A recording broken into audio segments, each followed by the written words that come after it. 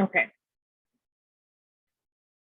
So I'd like to start off by introducing myself. My name is Polly Mays. I work for Associated Students as the Assistant Director of Governmental Affairs. My pronouns are she, her. That's the photo of me there on the right with the goat back when we were in person and program board, brought goat yoga. I got the chance to hold a goat and that was super fun. Looking forward to some in-person activities later this academic year.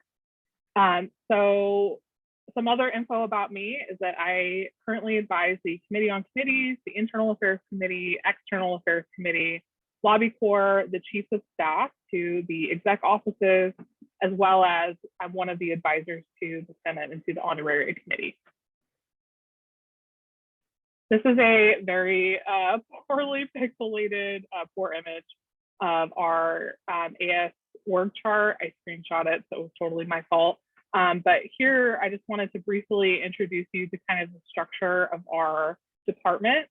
So you can see here is me. I don't know if you can see the mouse, but I'm over here on the left-hand side under Student Leadership and Development. And then you can see my supervisor is Deanna Collins Puente, and then Maricela Marquez is our Executive Director. Between the three of us, along with Timothy Grigsby and Leah Bartos, we make up your governmental affairs team. Okay, so some guidelines for engagement for today. Just as a reminder, this session is mandatory. I'm going to be taking attendance at the end. So in order to be credited for the session, I just ask you please stay present through the end so that I don't want to miss you if you have to jump out a minute or two early. If you do need to jump out a minute or two early, just let me know so that I can mark your attendance. So you get credited for the session. I also want to encourage you to make the most of the learning opportunity today and participate as much as you're able. We are going to have a discussion opportunity in the later half of the session, so I encourage you to participate in that. It's going to be on Robert's Rules of Order. Fingers crossed we have enough time to get through everything for today. Also, while engaging in this topic, or topics rather, I ask that you do so with respect and sensitivity for one another and the topic at hand. And if you have any questions today, please utilize the raise hand function and I will call on you. And you're also welcome to put your questions in the chat, whether to me privately or publicly. I would recommend the former though, raising your hand. I can't always catch the chat in this presentation mode that I have here. So I will be checking it intermittently, but that would be my recommendation. And then I also ask you to take care of yourself during the session and take a break if you need it. I'm going to try to squeeze in a quick 2-minute break about through the halfway point. So I encourage you to also take a break if you need it. Okay, and so next is the brief disclaimer that I want to share with you. Today's presentation is not going to be comprehensive of all the information that you're going to need throughout your term. But it is designed to support your first 2 Senate meetings, the one that's going to be taking place next week and then the week after that. And the reason for that is because the governmental affairs team is going to be sharing with you later on the dates and the times of your trainings as required by the AS Legal Code. We're going to be coordinating and facilitating and putting that together for you, and that will function more like your orientation. These trainings rather are going to be taking place in the late summer, and they're going to be facilitated by members of AS staff, as well as other campus departments like CRCSD and the OISS Office of International Students and Scholars. But we have more information on that to come. And then lastly, as you're beginning your work, I encourage you to please connect with your Senate leadership as well as your advisors. That includes myself, and like I mentioned, Maricela and Deanna. We are happy to and want to answer any questions you have and support your work. So please feel free to reach out. And then, so next I want to talk about communication. So I'm going to be coordinating with Judy Ann, who is our web developer. She's a member of our tech team to secure your AS email. So all of you are going to have an email with that is going to be assigned to you essentially. And so you will use that to communicate with your constituents, to communicate with one another. That is going to be the primary form of communication for you as a senator.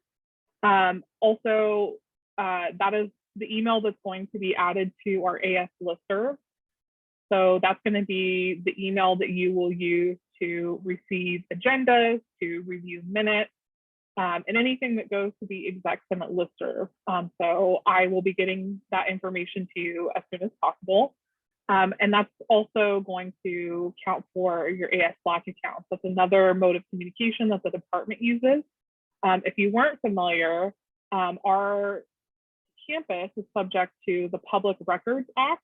So we strongly encourage that you utilize your AS email and your AS Slack accounts and create some professional boundaries for yourself around communication. Because in the instance of a Public Records Act request or a subpoena, often our personal communications can be wrapped up in that request if there is difficulty distinguishing which is personal, which is professional. So that's why we strongly encourage you to utilize this technology that's available to you. I'm gonna check the chat really quick. Okay. So next I want to talk about AS Legal Code. Like I mentioned, this document is expansive and covers a lot of topics. So this is going to be broad, but hopefully enough information so that you have a general idea of what legal code is. So the AS Legal Code is the policies and procedures that govern essentially all of the work that Associated Students does. It is comprised of three parts. That is the AS Constitution, the bylaws, and the standing policies and procedures. And the differences between those are going to be particularly important when we get to our third bullet point about how legal code can be changed. But essentially in each different section, you're going to find different material that is going to be outlined there, right? Different policies. So the AS Constitution covers the Student Bill of Rights. It outlines the responsibilities of the executive officers, it outlines the responsibilities of the Senate, how student fees are used. And so that's essentially what you're going to find in the Constitution. In the bylaws is where you're going to find essentially the bylaws for all of our boards, commissions, and units. And the standing policies are policies that govern our department. And so, like I said, that's just a general overview of what's contained in each section. I strongly encourage you to attend the session this summer that I'll be facilitating on an introduction to the AS Legal Code. Also, at the end of the session, I'll share with you via email a link to last year's training if you want to learn a little bit more. But yeah, next, what is your relationship to legal code as Senate and as senators? So the AS Legal Code, like other boards, commissions, and units, other members of Associated Students, the AS Legal Code also outlines your duties and responsibilities. So this includes things like holding office hours, different committees that you need to be a part of, your responsibilities as a Senate liaison, and then also one of the more important responsibilities that you have, so all of them are important, is the Senate has the power of legislative initiative. So this answers the question of how legal code can be changed. Essentially, all changes are initiated through the Senate. So you as senators can be authors to pieces of legislation that will amend legal code. So the legal code, more specifically the bylaws and the standing policies, are amended through a bill that is voted on by the Senate and then either passes or fails. The Constitution is a little more complicated in that it can be changed either through a bill that then goes onto the ballot for the student body to vote on, the same way that you all were elected. That same ballot is where a constitutional amendment will be placed. And then also through a petition, which we can get into later. But lastly, I want to leave you with some information about where you can find a copy. I will send to you the current copy of the AS Legal Code along with the email that I promised. But if you want to find it now, you can go to the AS website. You can see I've included it here at the bottom. That's as.ucsd.edu. And then you're going to go to the Governing Documents tab.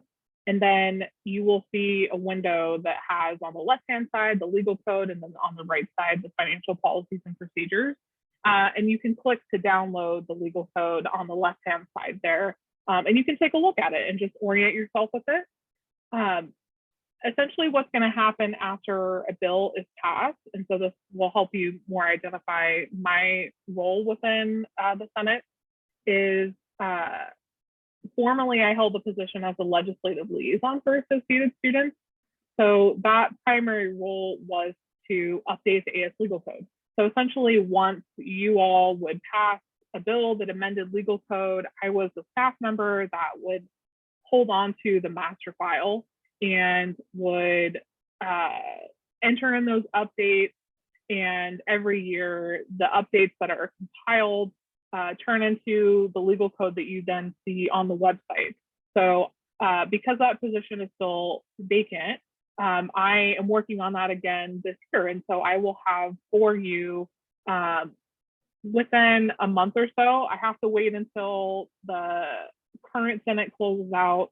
We'll finish up those updates, and then you will have a fresh copy that you can start off your term with. But if you just want to take a look at kind of what it looks like, the structure of it, that's where you can find that. And so I wanted to share just a quick screenshot of this bill template, which I can also send you. So this is what the first page of a resolution or a bill is going to look like. So at the top there, you'll see you will add a title. The author in second is going to be your name and the person that is the second author on the bill. Your internal vice president will assign the bill a number and a bill type, and we'll add in the vote that's required. We'll cover this more in our session about how to write legislation later on in the summer, but different bills have different voting thresholds is all you need to know, but we can help you with that later. This next section on Constitution and bylaws recommendations are for either the Internal Affairs Committee, External Affairs Committee to add their recommendations. Same with committee if they want to designate that it's passed, if there's amendments, etc. Students can also sponsor legislation. So you'll see there's a spot here for a student sponsor. This can be really helpful if you're a member or your BCU, rather, that you're a liaison to, wants to sponsor the bill, or essentially any student that you're working with on any particular topic. They can add their name here. There can be as many as you like. And then lastly, here at the bottom is the fiscal impact. So if you're passing a bill that appropriated funds to another organization that gave money to a new BCU, that would be where you would enter this to see amount. Okay, so I want to take a quick, let's say 2-minute break, and let's come back and revisit Robert's Rules of Order. So I'm going to go ahead and pause the recording and the sharing, and let's join back here at 5:19. I don't work in the legal department, so I'm just going to share with you my understanding of it, and then I can direct you to them to answer that question more specifically. But in my experience, yes, that is what happens, is that essentially all communications will be reviewed, and then the communications that fit within the parameters, right? So if there's a certain date or a certain topic that the records request is including, then those will be the communications that are forwarded over. I just find that there are folks that really want to not have their personal communications reviewed by anybody. And so that's just helpful for those folks that don't want to have their communications reviewed by the legal team on campus, and just for the sake of professionalism as well, to have a designation between your personal and professional work, we believe is really important. So to my knowledge, which I said is limited because I don't work directly with the folks that are reviewing documents and passing them along, but I did work at a law firm on the other side of it, submitting subpoenas and processing them as well. And that was a practice that we had at that firm as well, is that essentially we would filter communications through the parameters that we were required to and pass along the communications that fit within those bounds. So like I said, I haven't worked on campus with that specific department. So if you would like sure confirmation, then I can share with you their information so you can clarify that. Yeah, thank you. I just wanted to clarify. Yeah, of course. It's a great question. Thank you. Are there any other questions before we move on? Okay, I'm not seeing any raised hands, not hearing any voices, so let's go ahead and get started. So this is a Prezi, so forewarning if it's because it's going to move in front of you like this. So I apologize for the extra motion, but I want to start off by introducing parliamentary procedure. So Robert's Rules of Order is a type of parliamentary procedure, which is essentially the way that it functions is that it, as you can see here, it allows business to be handled in an organized, logical fashion. It allows for majority rule in a manner for the use of supermajorities. It allows for the rights of the minority to be protected. Essentially, everyone has a say. And it allows for a formal sense of order to be established. So Robert's Rules of Order is just a tool that our Senate uses to provide that sense of order, that sense of structure, to kind of allow everything to flow and give everybody the opportunity to be heard, as well as for votes to be taken.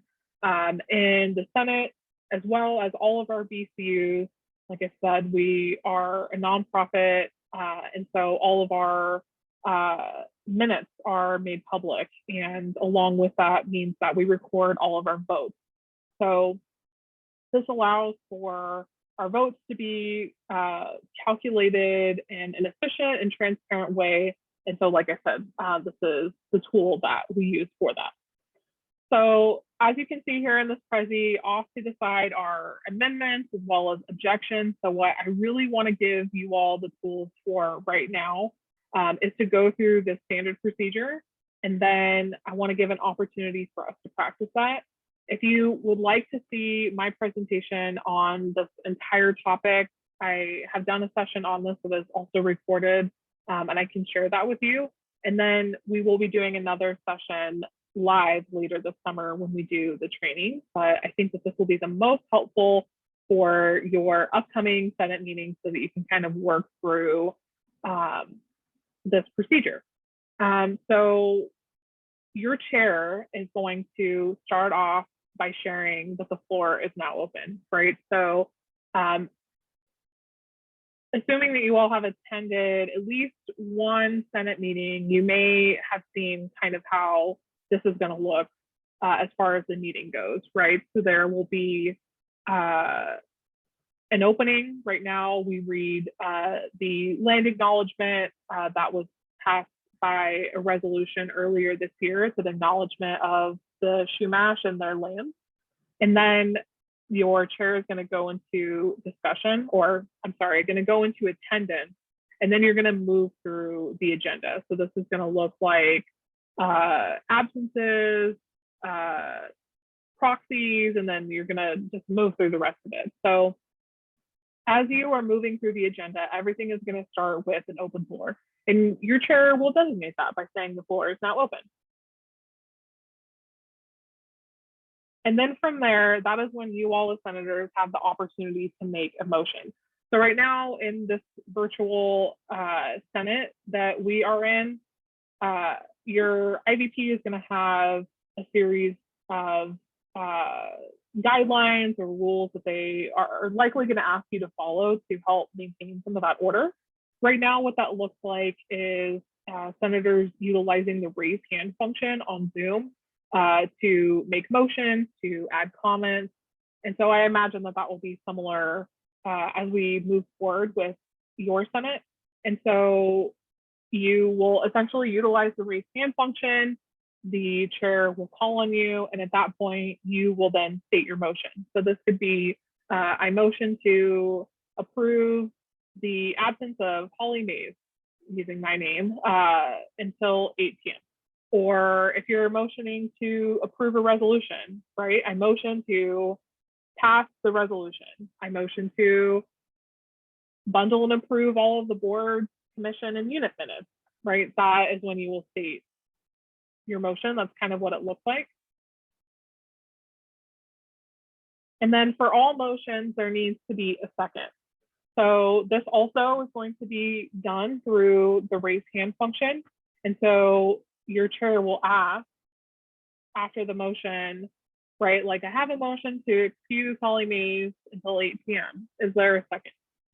And if you raise your hand to designate that you are a second, this is essentially your way of signaling, so to speak, that you would like to hear more on the issue, right? You would like to move this forward through the standard procedure. You don't necessarily have to agree with the motion on the table.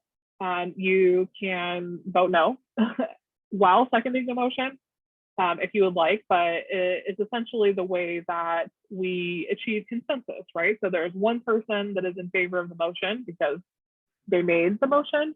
And then second is how there is additional support for moving this motion forward for a vote, right? So it's a way that we allow for majority rule. And then after the motion is seconded, your chair is then going to say, we are now in discussion. This is your opportunity as senators to, as it states, discuss the motion. So if you have concerns about a resolution, if you have questions about a resolution, if you would like to dissent, right? You would like to disagree with the motion. And this can be for a variety of reasons, right? So say I motion to pass a resolution and we notice that the number on the bill is incorrect, or we notice that the financial amount is incorrect, or I spelled somebody's name wrong. That is an opportunity that you could use in discussion to say, hey, this person's name is spelled wrong. This amount is incorrect, or I would actually like to vote for a lesser amount. Whatever it may be that comes up, this is your opportunity to discuss the pros and the cons. This is essentially how you all come to consensus amongst yourself through discussion. And you can share your thoughts and opinions with one another, encourage one another to vote in a particular way if you would like. So that's what's going to happen after the motion is seconded. And then there's going to be a call to question. This is essentially a person signaling, I would like, how it's called in Robert's Rules of Order, I would like the question to be called, which is a vote to take place. A call to question ends discussion on the motion, it ends discussion on amendments if there are any, and like it states here, it brings the motion to consideration of consent. And so your chair will say, a question has been called. Is there an objection to call the question? And then you as senators will either say consent or object. And that is how you cast your vote in favor of a motion. So if it is a motion to pass a resolution, there's a call to question, and there's no objection, then the resolution passes. Designated by consent there, motion passes. Okay, I don't know why it ever goes back to that, but okay. So now let's look back at this standard procedure, right? So we started off with open floor. Floor is now open. I motion to pass the resolution. Is there a second? Seconded by Senator Mays, right? That would be me. Though I'm not a senator, I'm just using my name. We are now in discussion, and then there's a call to question. A question has been called. Is there an objection to call the question? Consent or object? Assuming, right, we're just focusing on the standard procedure and there's no objections, everything is great, motion passes. So that's kind of what the standard procedure looks like. And so I want to give you all an opportunity to practice that. So I want to start off here all together. And I'm actually going to, no, I'm not going to stop my screen share so you can see. So I want to give you all, like I said, an opportunity to practice this really quickly. And then I'm going to put you into breakout rooms where you can test this with each other. So I'm going to act as your chair, and I'm going to say the floor is now open. And then I would like to ask one of you to participate next.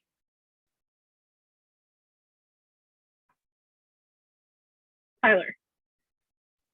I motion to excuse Senator Ramos for the entire meeting. There's a motion to excuse Senator Ramos for the entire meeting. Is there a second? Seconded by, I'm so sorry, Haley. I don't know if I'm going to be able to pronounce your last name. It's totally fine. It's such a mouthful. Don't worry. Okay. I'll just call you by your first name then. Seconded by Haley. We are now in discussion. Soha? Call to question. The question has been called. Is there an objection to call the question? Consent. Is there an objection to consent? Seeing none, motion passes. Woohoo! Okay. So I'm now going to stop my screen share. I hope that helps. But like I said, I want to give you all an opportunity to practice this. I don't, unfortunately, have any prompts for you. I know that would have been helpful for sample motions to make. So I'm hoping that you can use your creativity to imagine fake resolutions and absences and all of those things, and take 5 or 10 minutes to work through the standard procedure. And then if we have enough time to revisit, you can ask some questions, and then if we have time, we can go through amendments and objections. So, okay, how did that go? Was that helpful to practice? Okay, seeing a couple thumbs up. Thanks. Okay, so did anybody have any questions or any challenges during the breakout room, maybe aside from any ideas on motions to make? I had one question. When we say consent or objection, do we have to use the raise hand function, or can we just speak? You can just speak. Yeah, so the raise hand function will be for making motions, seconding, doing points, which hopefully we can cover in the next 20 minutes or so, which would be like point of information. And then if a hand vote is required, but essentially anything else, like if you're voting or objecting, you can just speak it. You don't need to raise your hand for that. So good question. And then hopefully B will cover all of this again Wednesday so that it can be fresh as you're moving through your first meeting. Were there any other questions? Okay, so let me share my screen again.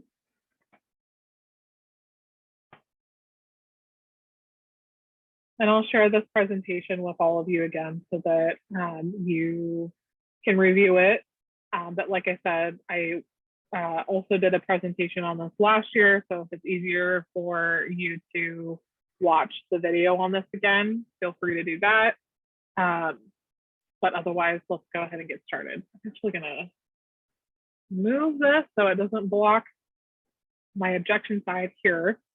Okay, so outside of the standard procedure, first I wanted to identify this bubble here, so it'll let me go to it. So like I said, all motions need a second. Like I mentioned, that is essentially how the Senate obtains consensus for moving things forward to take a vote, is how a second functions. So if there's no second on a motion, what happens is, according to Robert's Rules of Order, the motion dies. So essentially, it doesn't move forward. It just kind of stops in its tracks, so to speak.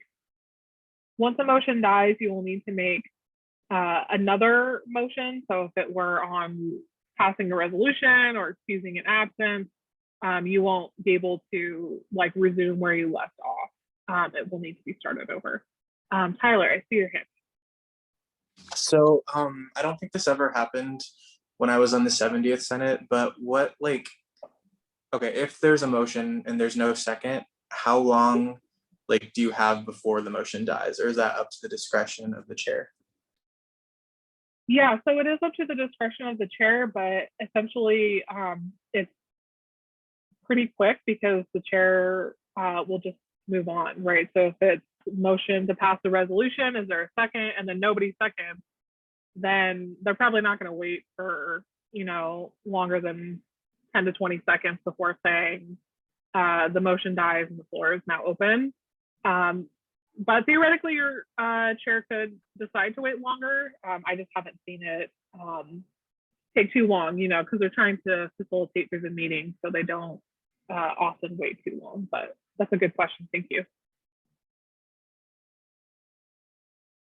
Okay, so next I want to cover objections. So you can see here on the right-hand side below the no second, there is an objection to call to question and an objection to consent. So I'm going to start off here with the objection to consent, and I'll talk a little bit about where it fits into the standard procedure, right? So you can see we have a call to question. A question has been called. Is there an objection to call to question? You all say consent. It's a little unclear about where you would object, and that'll come with practice, and your chair will be able to clarify as you move through things. But essentially, your objection to consent is your no vote. So when the chair says, is there objection to consent? That is the moment in which you would say objection if you're wanting to vote no on a resolution, essentially any motion is where you will object. So if there is an objection to consent, what's going to happen next, and I won't get too far into this voting just yet. We can address that in our next session. But if there is an objection to consent, then your chair is going to take a hand vote. And essentially what this is that everybody who votes yes is going to raise their hands. Your chair is going to count through all the yes votes. Anybody that votes no is going to raise their hand, going to count through the no votes. And anybody who wants to abstain will also raise their hand, and it will count those. Like I mentioned at the beginning, Robert's Rules of Order or any type of parliamentary procedure really is helpful for our minutes, right? Because we record all of our votes. Our decision-making is transparent. So when there is an objection to consent, essentially if you're just verbally hearing consent, object, it's difficult to determine how many yes votes and no votes there are, particularly over Zoom, right? Because sometimes the audio will cut out, and if one person's speaking and you start to, it'll cancel out somebody else's audio. And that's just not helpful for when we're thinking about counting votes.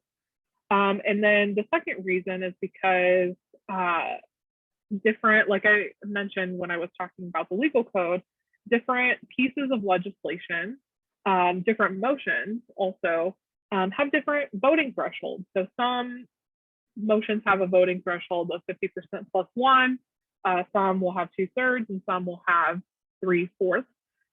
So being able to have a hand vote allows for your chair to determine if the yes votes were sufficient to pass the motion. And so again, just to circle back, if there is an objection to consent, your chair is going to then take a hand vote, and that will determine if the motion passes or not. So the next type of objection that we're going to have is an objection to call to question. So this is a little bit more complicated, but essentially an objection to call to question is saying you don't want the question to be called, right? Which is, I don't want a vote to be taken. And this can happen for a variety of reasons. Perhaps you had another question and discussion was ended too quickly. Perhaps you just don't want a vote to be taken for any other reason. But this is what the objection to call to question functions as. So what's going to happen, and I'll guide you through these arrows, is your chair is going to ask the person who called the question, right? So as you're going through your practice, there is the person that makes the motion, the person that seconds, and then your chair is going to call on the person that calls the question. And so then if there's an objection to that call to question, your chair is going to ask the person, do you withdraw? And if, so we'll go on the right-hand side here. If there is a withdrawal to call to question, you go back in discussion on the motion. That essentially serves as the person who made the call to question saying, never mind, I take it back. And that allows for the committee, in this case the Senate, to return back to discussion. So then next, if there is no withdrawal to call the question, right, the person is like, no, I would like the vote to be taken. What's then going to happen is a vote to vote. And so this sounds a little bit more complicated than it is, but it's essentially how the Senate is going to resolve this dilemma of a person on the committee saying, I would like a vote to take place, right? That's why they called the question. Or somebody saying, no, I don't want the vote to take place, which is why they objected to call the question.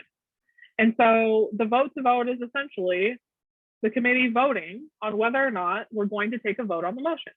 So if it's a resolution, for example, this question could look like, do we want to take a vote on this resolution? And the vote to vote is going to be cast through a hand vote. Again, this is in order to assure that the voting threshold meet, or the voting amounts rather meet the threshold in order for it to pass. And so your chair is going to facilitate this vote to vote. If the vote to vote passes and you're going to take a hand vote on the motion, again, to assure that the thresholds are met. If the vote to vote fails, that is essentially your committee as a whole, right? You all have determined through your vote that we do not want the vote to be cast. And so you're going to go back into discussion on the motion. I want to pause here. Are there any questions about an objection to consent or an objection to call to question? I know there's a lot of votes and objections and a lot of repeat words, so I apologize for the duplication. Okay, I'm not hearing anybody, not seeing any hands. Oh, I see one, Abigail. Hi, yeah, sorry, I just have one. Okay. So if the vote, if we vote that we don't want to vote on it, are you saying we go back and talk about it, or does it like go back to open floor? No, it goes back into discussion on the motion. So like if it were a resolution, right, and there was a motion to pass the resolution, we go to discussion, there's a call to question, somebody objects, then we take a vote to vote, the vote to vote fails, you essentially go back into discussion on the motion because the vote to vote failing doesn't eliminate the motion being on the table, it just eliminates the progress forward on it, meaning it eliminates the opportunity in that moment for the vote to take place. Does that help? Yes, thank you. Okay.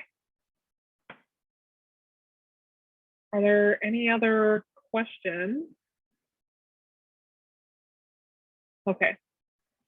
So we're about 5 minutes out.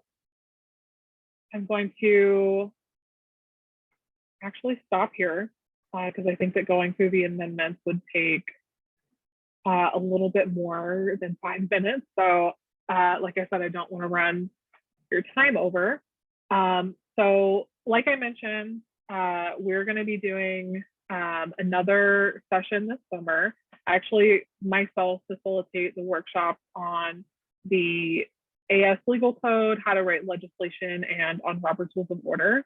So headed to your inbox is going to be a copy of the parliamentary procedure presentation, as well as some other materials that I think would be helpful for you to take a look at. But if there are any other questions, I would love to hear them. I see that B has joined us. If you'd like to say hello or add anything that I've missed, if you've heard. Well,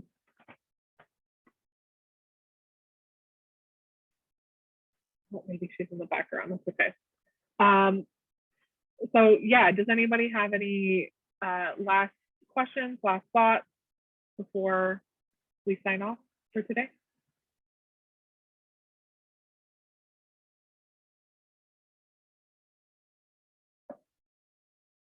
Okay, I'm not seeing any, so I'm going to go ahead and stop our recording.